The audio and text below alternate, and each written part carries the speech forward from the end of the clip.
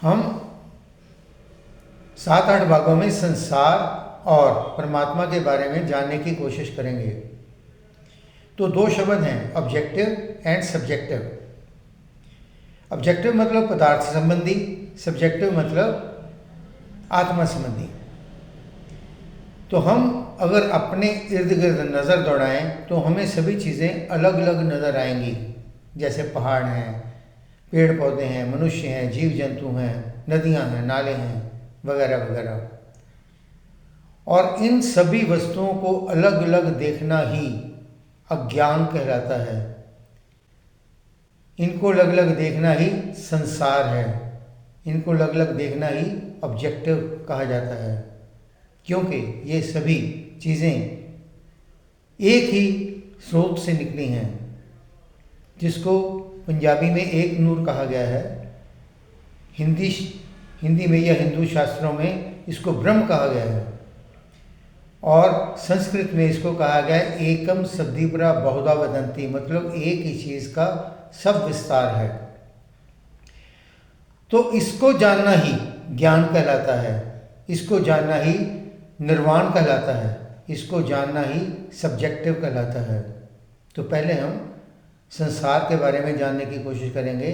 संसार का दूसरा नाम है जगत। जगत मतलब जो गति में है। यहाँ कोई भी चीज़ ठहरी हुई नहीं होती। जो चीज़ें हमें ठहरी हुई दिखाई भी पड़ती हैं वो भी ठहरी हुई नहीं होती। जैसे दीवारें, दीवारों के अंदर भी इलेक्ट्रॉन्स, प्रोटॉन्स, न्यूट्रॉन्स वगैरह घूमते रहते हैं, मॉलिक्यूल्स इनको बोलते हैं, और वही इसको स्थिर रखते हैं, अदरवाइज ये गिर जाएं।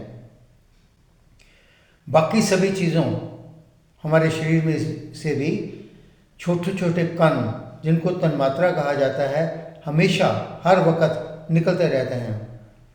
और ये तन्मात्रा कभी वृक्ष पर, कभी सूरज पर, कभी पहाड़ पर, कभी किसी दूसरे शरीर पर जाते रहते हैं, और वहाँ से भी ये हमारे शरीर की ओर या जहाँ से निकले उनकी ओर जाते रहते हैं।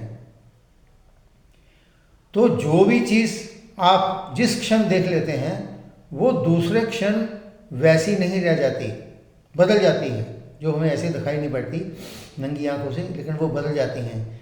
कहते हैं, पहले कहते थे कि एक नदी में आप दूसरा पाँव नहीं रख सकते, लेकिन अब कहा जाता है कि एक नदी में आप एक पाँव भी नहीं रख सकते, क्योंकि अगर आप पंजा डालेंगे तो नदी नीचे से निकल जाएगी और एड़ी डालने तक वो बदल जाएगी। इसी तरह ये संसार का नियम है कि हर चीज़ यहाँ बदल रही है, कोई भी चीज़ स्थिर नहीं रहती।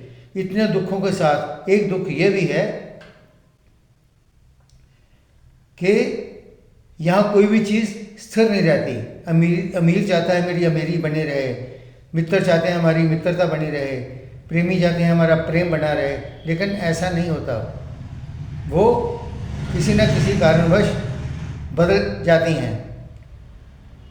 यहाँ बताना ज़रूरी होगा कि हमारी शक्लें भी इसी वजह से बदल जाती हैं।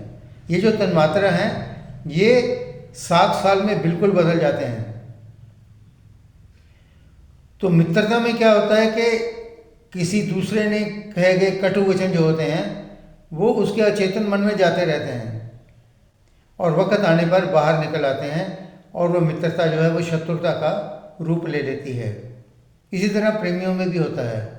हम मकान बनाते हैं, मकान भी चाहते हैं ये स्थिर बना रहे, लेकिन ज्यों ही मकान बनाते हैं तभी से ये नष्ट होना शुरू हो जाता है।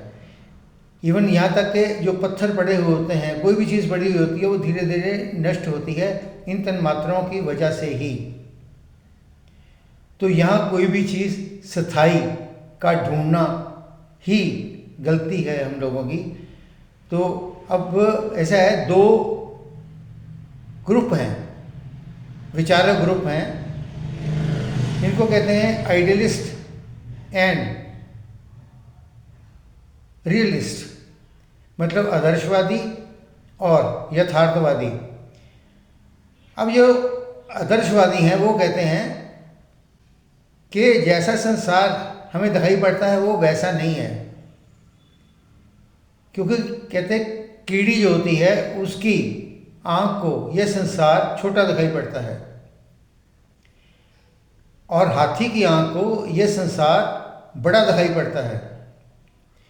मेंढक को पानी में साफ दिखाई पड़ता है, लेकिन जब वो बाहर आता है तो उसको धुंधला नज़र आता है।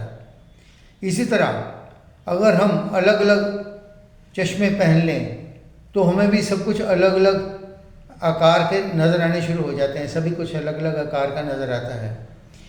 कहते हैं कुत्तों को रंगों का पता नहीं चलता, वो केवल आकार ही देखते हैं। तो ये कहना है उन आदर्शवादियों का, लेकिन यथार्थवादी कहते हैं कि ये संसार असली है। आप कहते हैं दीवार को सिर मार के दिखाओ, फटेगा। कहते हैं आप सीमेंट खा के दिखाओ, आप शराब पियो और अपने होश ना गवाओ, तो कहते हैं ये सब कुछ असली है। और आदर्शवादी कहते हैं कि अभ्यास से ये भी किया जा सकता है। हम दीवार के साथ टक्कर भी मार सकते हैं, सीमेंट भी खा सकते हैं और शराब पी के अपने होश भी रख सकते हैं, और योगियों ने ऐसा किया है। तो ये बहस अभी भी जारी है।